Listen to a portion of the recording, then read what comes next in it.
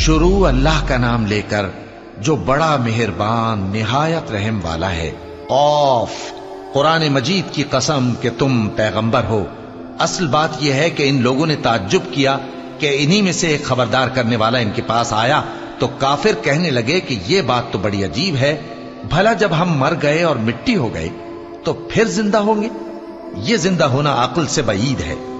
इनके जिस्मों को जमीन जितना खा खा कर कम करती जाती है हमको मालूम है, और हमारे पास तहरीरी याददाश्त भी है। बल्कि अजीब बात यह है कि जब इनके पास दीन हक आ पहुंचा तो इन्होंने उसको झूठ समझा। सो ये एक उलझी हुई बात में पड़े हैं। क्या इन्होंने अपने ऊपर आसमान की तरफ निगाह नहीं की कि हमने उसको कैसे बनाया और सजाया, और इसमें कोई शिगाफ तक नहीं? और जमीन को देखो, इसे हमने फैलाया और इसमें पहाड़ रख दिए और इसमें हर तरह की खुशनुमा चीजें उगाई ताकि रुजू लाने वाले बंदे हिदायत और नसीहत हासिल करें। और हमने आसमान से बरकत वाला पानी उतारा और उससे बाग उगाए और खेती का अनाज और लंबे लंबे खजूर के दरख्त जिनका गाभा तह बतह होता है। ये सब कुछ बंदों को रोजी देने के लिए किया है। और इस पानी से हमने मुर्दा जमीन को जिंदा किया। बस इसी तरह क़यामत के रोज निकल पड़ना है। इनसे पहले नूह की कौम और कुएं वाले और समूद वाले लोग झुटला चुके हैं, और आद और फिरौन और लूत के भाई और बन के रहने वाले और तुब्बा की कौम, गरज हर एक ने पैगंबरों को झुटलाया तो हमारी धमकी भी पूरी होकर रही। तो क्या हम पहली बार पैदा करके थक गए? नहीं, बल्कि ये अस्सर नौ पैदा करने के बारे में शक में पड़े हुए हैं। और हम ही ने इंसान को पैदा किया है, और जो ख्यालात उसके दिल में गुजरते हैं हम उनको जानते हैं, और हम तो रगे जान से भी ज्यादा उसके करीब हैं। जब वो कोई काम करता है तो दो लिखने वाले जो दाएं बाएं बैठे हैं लिख लेते हैं। कोई बात उसकी जबान पर नहीं आती मगर एक निगहबान उसके पास लिख लेने को तैयार रहता है। और मौत की बेहोशी हकीकत खोलने को तारी हो गई। ए इंसान, यही वो हालत है जिससे तू भागता था, और सूर फूंका जाएगा, यही अजाब की धमकी का दिन है। और हर शख्स हमारे सामने इस हाल में आएगा कि एक फरिश्ता उसके साथ हाँकने वाला होगा और एक उसके अमाल की गवाही देने वाला।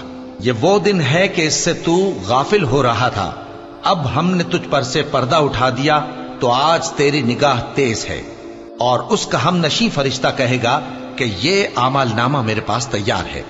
हुक्म होगा कि हर सरकश नाशुक्रे को दोज़ख में डाल दो।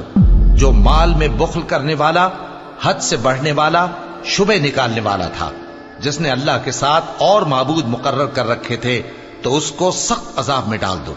उसका साथी शैतान कहेगा कि ऐ हमारे परवरदिगार, मैंने इसको गुमराह नहीं किया था, बल्कि ये आप ही रस्ते से दूर भटका हुआ था।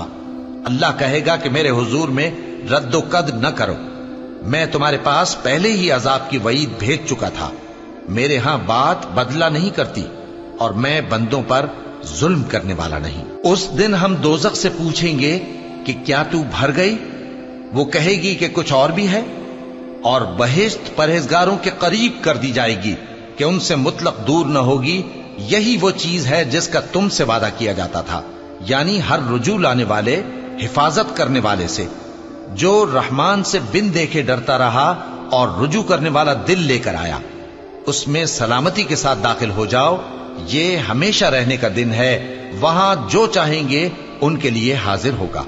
और हमारे यहां और भी बहुत कुछ है, और हमने उनसे पहले कई उम्मतें हलाक कर डाली। वो लोग इनसे कुव्वत में कहीं बढ़कर थे। फिर वो शहरों में गश्त करने लगे, क्या कहीं भागने की जगह है? जो शख्स दिले आगाह रखता है या दिल से मुतवज्जे होकर सुनता है, उसके लिए इसमें नसीहत है। और हमने आसमानों और जमीन को और जो मखलूकात इनमें है सबको 6 दिन में बना दिया, और हमको जरा भी थकन नहीं हुई।